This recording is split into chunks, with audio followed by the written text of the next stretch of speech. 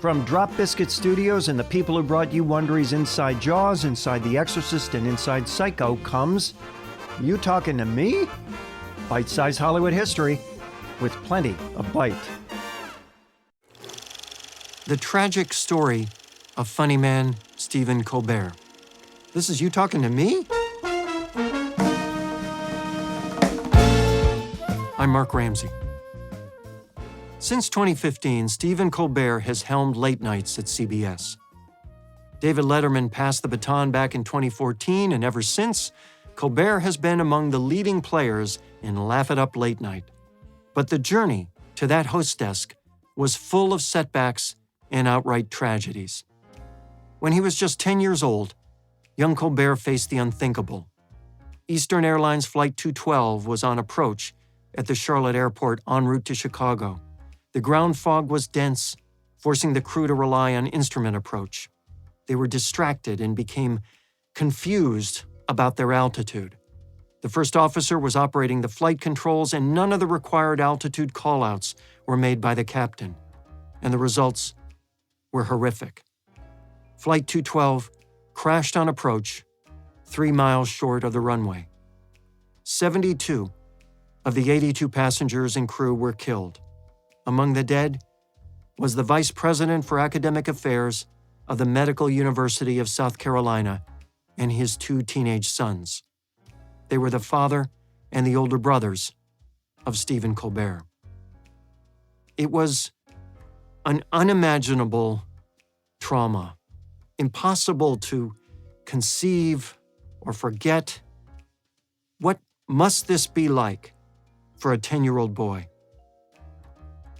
Still, Colbert's distraught and grieving mother would remind young Stephen, where does this moment fit in the light of eternity? Horrible and deeply painful it is, and it's only the tiniest moment in the sweeping scheme of the universe. That's the moment that Stephen Colbert, his real name, became Stephen Colbert. For years, I sort of thought that was my secret name, he said. I like the idea that you have a secret name. You have your name, but then you have a secret name, and that's a name that no one can ever really pronounce because that's who you are. And there's a magic to your secret name. And that was my secret name, the loss of my father and my brothers.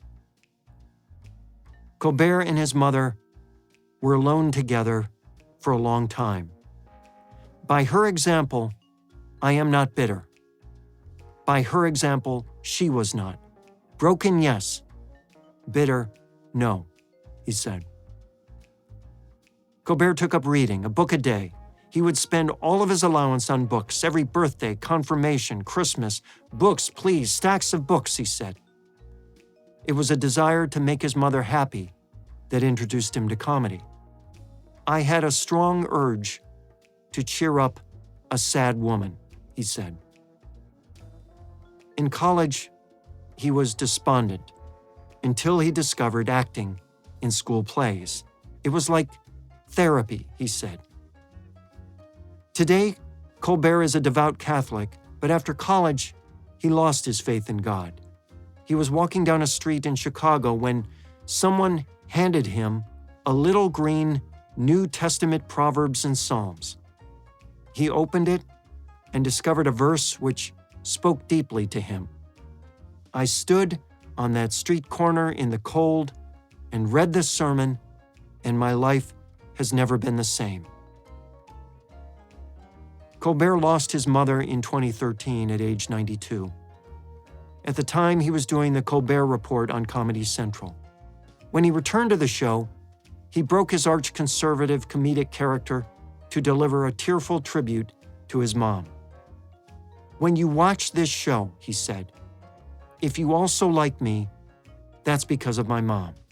She had trained to be an actress when she was younger, and she would teach us how to do stage falls by pretending to faint on the kitchen floor. She was fun, he recalled. Her favorite memory of prayer was of a young mother tucking in her children. We were the light of her life, and she let us know it till the end. His mom wanted him to keep working, and so he would. And after 11 seasons, The Colbert Report would lead him to The Late Show, and now, after 7 years behind The Late Show desk, Stephen Colbert continues to cheer up all of us. Follow us on Apple Podcasts, Spotify, or wherever you're listening right now. Please give us a 5-star rating and share the show with your friends. That's You Talking to Me? I'm Mark Ramsey.